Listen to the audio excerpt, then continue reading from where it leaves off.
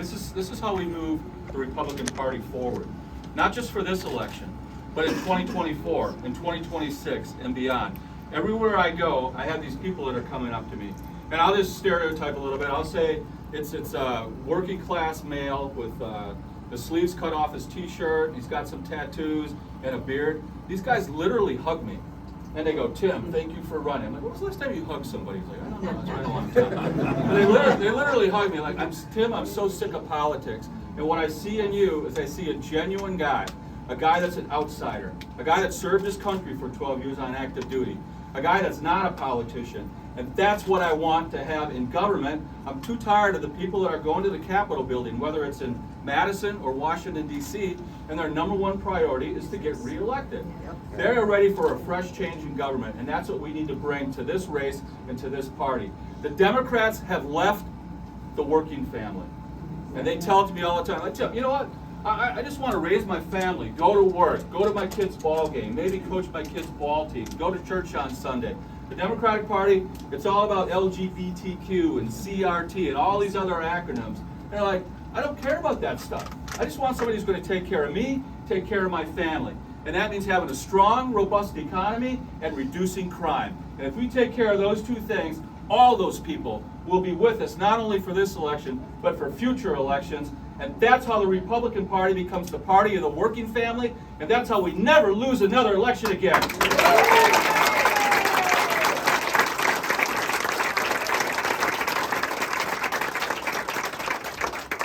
So you're all influencers out there. You all know where to go to find your conservative voters. I'm asking you today, think outside the box a little bit. Go to the toughest bar in town. Well, maybe not. I've done it. I'm willing to do it. But 12 years as an Army Ranger, it doesn't bother me. In fact, I think I kind of enjoy it. But you have to go there. Look on our social media last night where I was. Milwaukee South Side.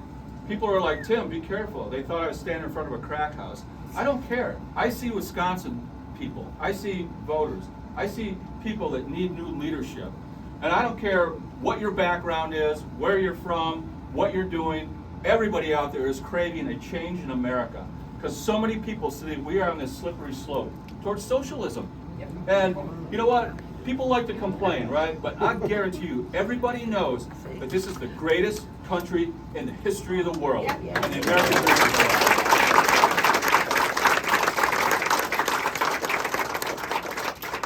alive. The American dream is still alive here, and everybody has that hope that maybe they can have that opportunity. And if they don't have that opportunity, I guarantee you they want their children to have that opportunity or their grandchildren to have that opportunity.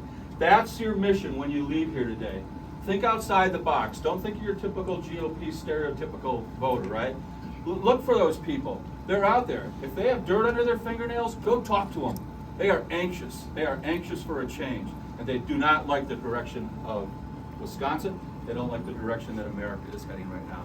And that's how we're going to overcome whatever voter fraud there is this fall, or whatever, red wave may or may not happen.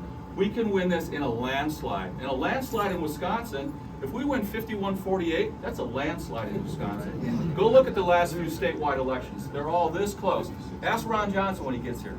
He knows they're all this close. But by getting outside the box, thinking outside the box, and talking to this new class of voter, the voter that feels like the Democrats have left behind and the Republicans that never asked for their vote, that's how we win this thing by 3 or 4 or 5 points. And that's a landslide, and that is a great day for Wisconsin and the future of Wisconsin.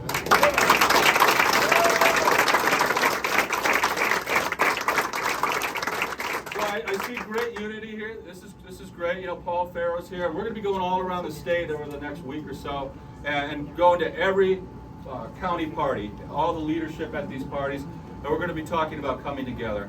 I know there's a lot of people in this room that did vote for me, that you voted for Becky. And Becky was a great candidate, tremendous candidate. She worked very hard. She was really good in front of the camera. I'm up on the debate stage and I'm watching her. I'm like, man, she's smooth. She's really good. But you know what?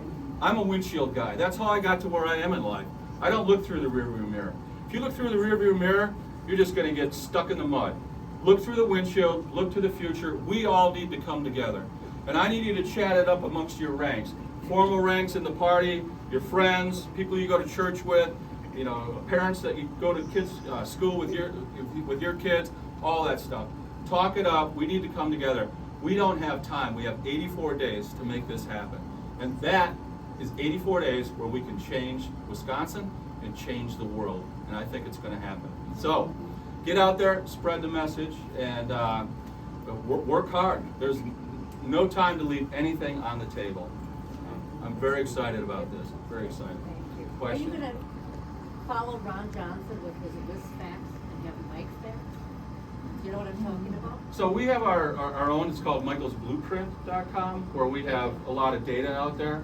So we're kind of playing on the construction thing with the blueprint. So that's what we're doing. Don't like that? No, I do. It's just I wouldn't. Michael's Facts it is. It really should, because we tell everybody to go to, the WIS facts. WIS Facts. And that's Ron Johnson talking. Okay. Against all the ads that are against him. Refute the lies. He tells the truth. Somebody else asked me a question earlier. What was it? Yeah, it was the residency thing.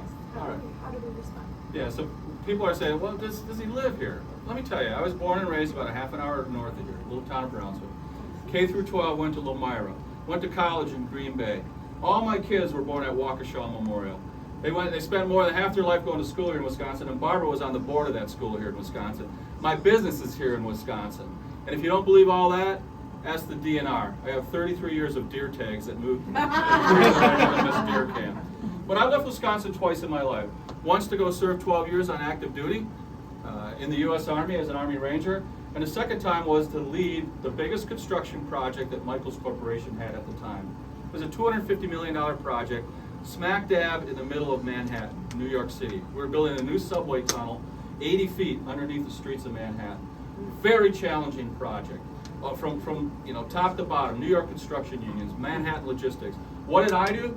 I went where there was a lot of risk, where leadership was needed. Went out there, we kept our family together, went out there. As soon as that project got past its peak, I started doing the reverse commute right away. I go where problems are. I've been a resident of Wisconsin my entire life. I'm the most Wisconsin person in this race, and that's what you can tell people. So it's a political hit that was started during the primary, and it caught on, I gotta admit. So, but it's political garbage. And, 31 years of deer tags. 33 years of deer tags. Seamlessly. Yeah. I got one 8-pointer with a huge spread, with a 19-inch spread, and I got another 11-pointer. And some other little bucks, but I think I've shot one doe in my life. I have a soft spot for women.